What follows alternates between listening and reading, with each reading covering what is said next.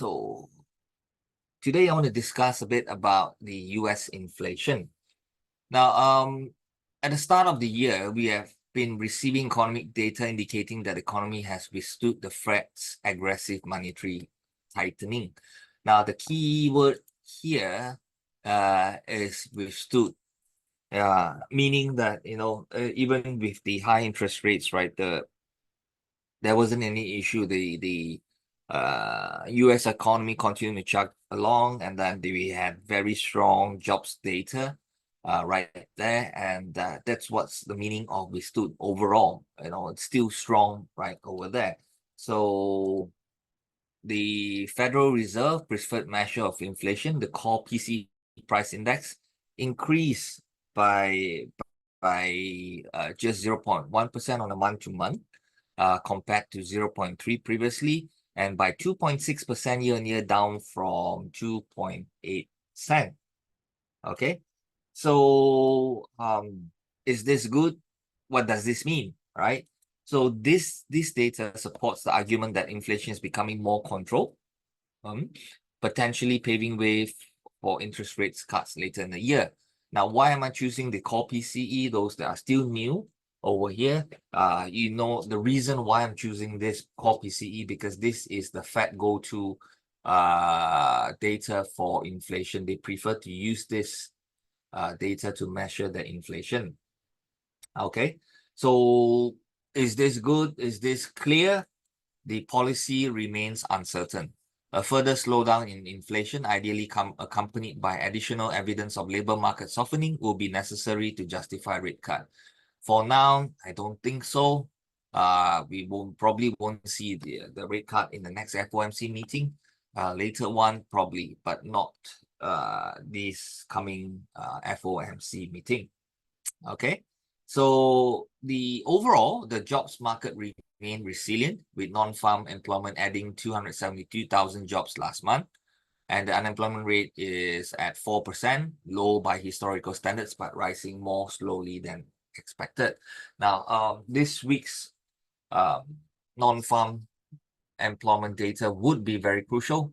That's the reason why I said I want to see whether there is a 4% increment of more than 4%. If we have increment of more than 4%, and we have a sub 200K jobs data, and to add that, if we see the wages dropping as well, doesn't need to be much. It's just a 0.1%. That's more than enough to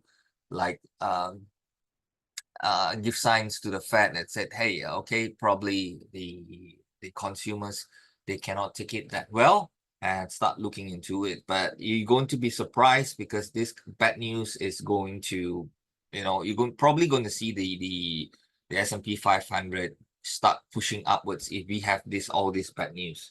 Okay, so the market right now is pricing in a 61.4% chance of a rate cut in September following the data release. Now, this belief is based on a notion, if possible, and if the data supports easing monetary policy, the Fed will likely take that opportunity. Okay, so the earliest we will see a rate cut, that will be in September, but the chances is right now at just 61.4%. Is this enough? It's still, I prefer a 70% probability. Now, so for rate cuts to be confirmed, if you want to see more data and you can say confirm, is probably you're going to have high probability of rate cut. Unemployment must convincingly rise above 4%. Okay, and to top that, we will need more evidence of cooling wages and inflation. Then there is a better chance over that. That's the reason why I'm also rating the unemployment to be number one data to look out for, because there's a reason behind there. First, there's no jobs, and then the wages are dropping, and they cannot pay. The consumers cannot pay, and they have trouble managing their finances. This kind of news would then encourage the Fed to start cutting what they call interest rates. Okay, because one thing This is I've already discussed with you all many times already. There is already evidence of rising loan delinquencies, indicating financial stress for many lower income families. I've already shared with you all, and these delinquencies has continued to rise. Now, all these factors would support the argument for rate cut, but it must be shown that these issues are persistent in the coming months. It cannot be this is bad month, next month is back to normal kind of thing. It should be continuous, and due to this continuation, then only Fed will say, okay, I think it's here to stay. We will do this rate cuts. Okay, so overall, like mentioned previously, this aligns with the bad news is good news scenario.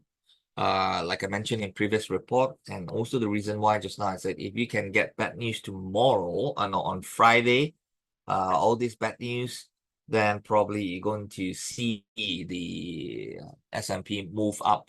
But that move, is it going to be straight away flying to the moon kind of thing? I do not think so, because eventually logic will prevail. Bad news would be bad news. Okay, you can't have bad news is good news. This is just like temporary, right? Bad news will be bad news until the whole market starts to correct itself. And when it is at acceptable prices, then only would the market recover. Okay. So with that, that's the report for today.